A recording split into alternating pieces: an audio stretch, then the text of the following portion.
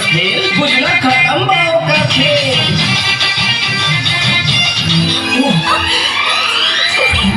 खबरदार, ये सब ब्याह से पहले गलत बात बा। पहले अपन बाबूजी से ब्याह के बात करके आवा। हम जाता नहीं। याद बना ब्याह के बात करके यहाँ। पियाऊ दूबर भैला हो सौतनिया के चक्कर में पियाऊ दूबर भैला हो। देखो मोहनवा के लगता मजा मार के आवता। अरे चला लोग चला का हो मोहन बाबू लाला कहत रहे ना दूर दूर भागत रहे ना।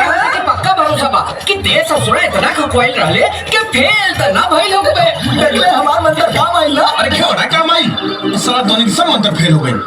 ससुरी शंकरुआ गाय नहीं ला चलावत रहे। का है सुना सुना।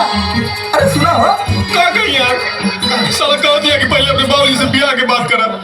अरे हमारी किस्मत साला ये तो के बाड़ा था कि खा के मुंह तरह सन। हाय वो हमारी किस्मत बा कि लगा था कि भूखे प्यासे मर जाए। घंटा कपाट पीटा था। आज अगला मीटिंग कब बा?